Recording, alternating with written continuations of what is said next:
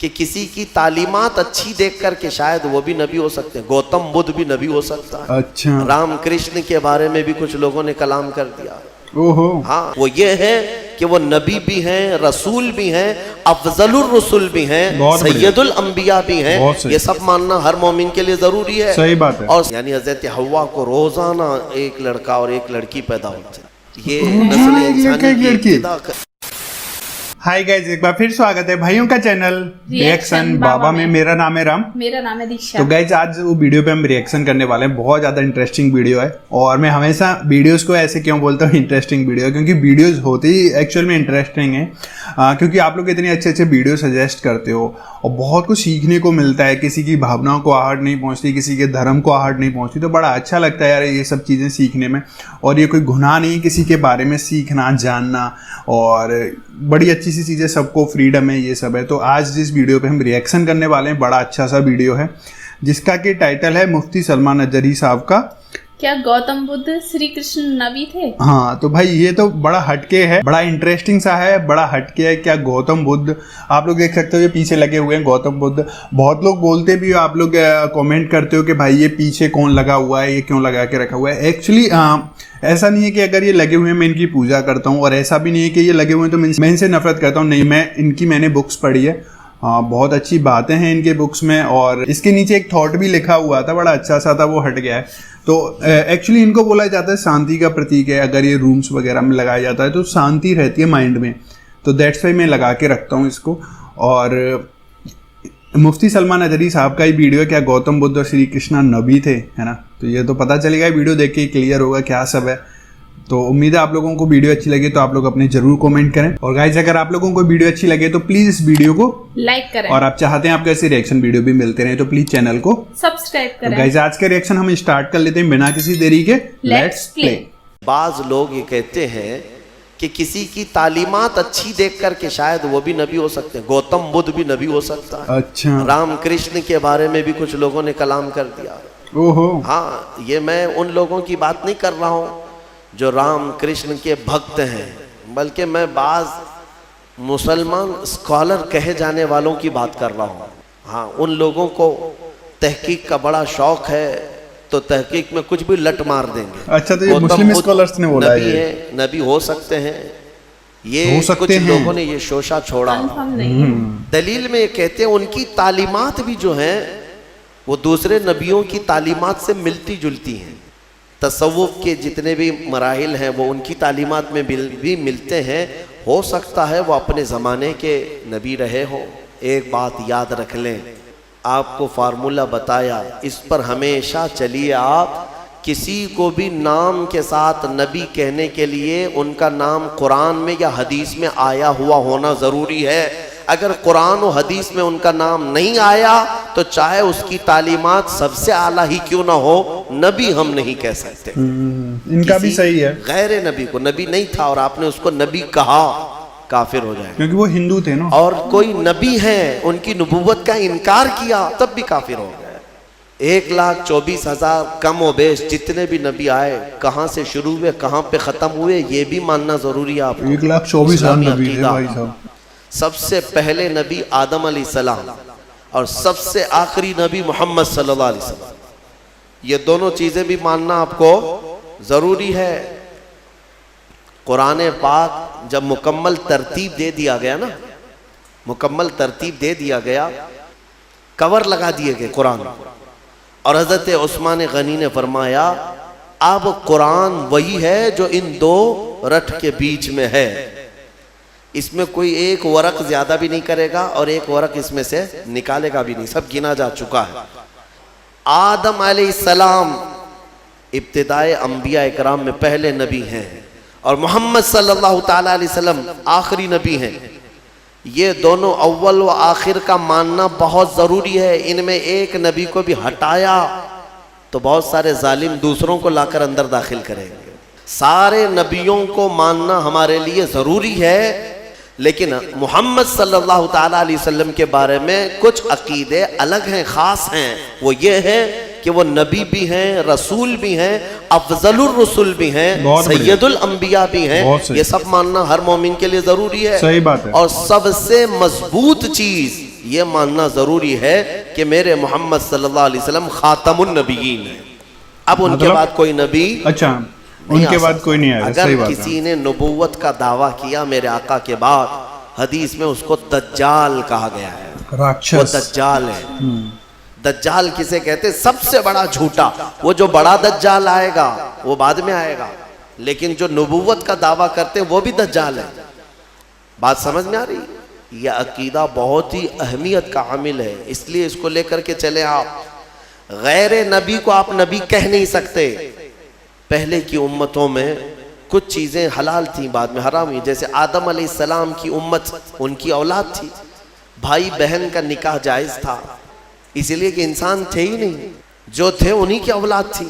تو اب نسل کو بڑھایا کیسے جائے گا؟ انہی کی اولاد میں آج جو پیدا ہوتا لڑکا اور کل جو پیدا ہوتی لڑکی، یعنی حضرت حوا کو روزانہ ایک لڑکا اور ایک لڑکی پیدا ہوتی. یہ نسل انسانی کی ابتدا تھی، ایسے نہیں کہ 9 مہینے کے بعد پیدا ہو. تو ان کی شریعت تھی آدم علیہ السلام کی، اور اس شریعت میں جائز تھا بھائی بہن کا نکاح. لیکن اس کے بعد جب نسل انسانی بڑھ گئی تو پھر یہ منسوخ ہو گیا، حکم ختم. آپ نے قرآن میں سنا بھی ہے سورہ یوسف کی تفصیل میں کہ حضرت یوسف علیہ السلام کو ان کے 11 بھائیوں نے اور عزیز مصر نے اور ان کے والد نے سجدہ کیا. تو یہ سجدہ کیا تھا؟ ان کی شریعت میں تعظیم کا سجدہ جائز تھا، تعظیم کے لیے. لیکن بعد میں شریعت محمدی میں یہ سجدہ بھی حرام قرار دیا. سجدے تعظیم بھی ہماری شریعت میں جائز نہیں، چاہے وہ حضور کے لیے ہو، کسی اور نبی کے لیے ہو، یا کسی ولی کے لیے ہو، یا کسی کی قبر کے لیے ہو، کسی کے لیے بھی جائز نہیں. میرے آقا صلی اللہ تعالیٰ علیہ وسلم نے سارے سجدے ختم فرمائے سوائے رب ذوالجلال کے سجدے کے. اللہ کا سجدہ بس، اس کے علاوہ کسی کے لیے سجدہ جائز نہیں. صحیح بات. انبیاء اکرام کی شریعتوں میں بدلاؤ ہوتا رہا، کتابیں بدلتی رہیں، لیکن عقیدہ سب کا ایک ہی تھا. آدم علیہ السلام سے لے کر آج تک جو عقیدہ ہمارا ہے، یہ عقیدہ سب کا ایک ہی ہے. یہ کتنے نبی آئے، ان کی صحیح تعداد تو اللہ اس کے رسول کو ہی معلوم. لیکن کچھ حدیثوں میں ایک فگر ملتا ہے. ایک روایت میں حضور اکرم صلی اللہ تعالیٰ علیہ وسلم کی حدیث میں ملتا ہے 1,24,000، اور ایک روایت میں 2,24,000. تو الگ الگ روایتیں آئی ہیں صحابہ نے جو روایت کیا. اس لیے بزرگوں نے فرمایا، علماء نے فرمایا کہ صحیح تعداد تو اللہ ہی بہتر جانے، لیکن کبھی اگر کہنا ہوا تو یوں کہیں 1,24,000 کم و بیش، کم بھی ہو سکتے ہیں یا زیادہ بھی ہو سکتے ہیں، لیکن سب پر ہمارا ایمان ہے. لیکن یہاں ایک عقیدہ سنتے جائیے، اللہ کا نبی آپ کس کو کہیں گے؟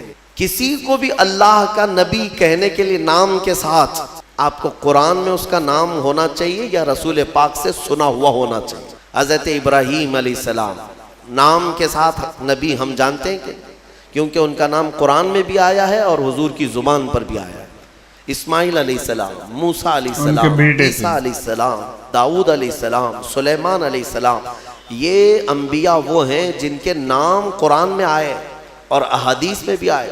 26 نبیوں کے نام قرآن پاک میں آئے اور کچھ ان کے علاوہ احادیث میں نام آئے ہیں.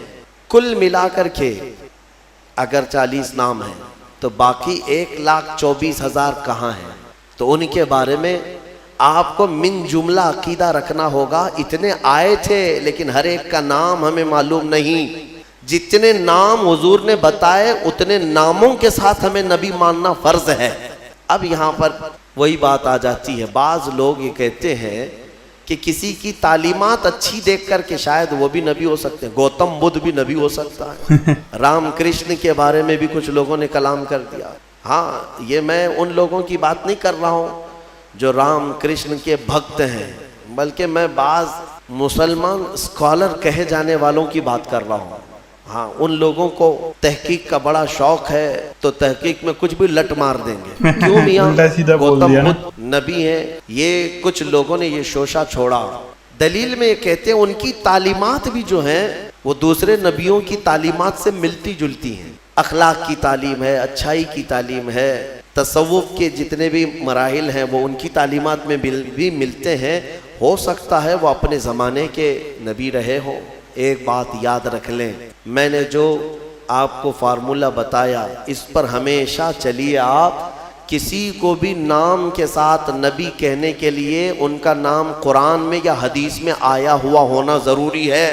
اگر قرآن و حدیث میں ان کا نام نہیں آیا تو چاہے اس کی تعلیمات سب سے اعلیٰ ہی کیوں نہ ہو، نبی ہم نہیں کہہ سکتے. اور اگر غیر نبی کو آپ نے نبی مان لیا کافر ہو جاؤ معاذ اللہ ہے. کسی غیر نبی کو، نبی نہیں تھا اور آپ نے اس کو نبی کہا تو کافر مانے جاؤ. اور کوئی نبی ہیں ان کی نبوت کا انکار کیا تب بھی کافر ہو گئے. بات سمجھ میں آ رہی؟ یہ عقیدہ بہت ہی اہمیت کا عامل ہے، اس لیے اس کو لے کر کے چلے. آپ غیر نبی کو آپ نبی کہہ نہیں سکتے. تو گائز یہ ویڈیو تھا اوور آل بہت اچھا تھا. سب سے بیسٹ بات مجھے ان کی یہ لگتی ہے کہ ہر چیز کے ہر پہلو پہ اچھے سے ریسرچ کر کے بولتے ہیں. انہوں نے اچھے سے بتا دیا کہ بہت سارے لوگ ہیں جو کہ بولتے ہیں مسلم اسکالرس ہی ہیں.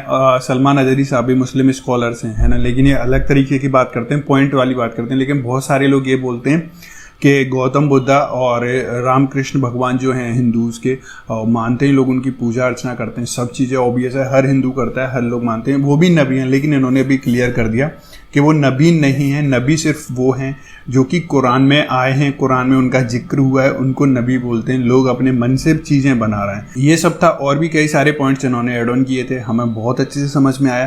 تو امید ہے آپ لوگوں کی بھی سب چیزیں کلیئر ہوئی ہوں گی. تو آپ لوگ ضرور کامنٹ کر کے بتائیں. اگر آپ کو یہ ویڈیو اچھی لگی ہے تو پلیز اس ویڈیو کو لائک کریں، اور آپ چاہتے ہیں آپ کو ایسے ریئیکشن ویڈیوز بھی ملتے رہیں تو پلیز چینل کو سبسکرائب کریں. تو گائز آج کی ریئیکشن میں بس اتنا ہی. ملیں گے نیکسٹ اور کسی ریئیکشن میں.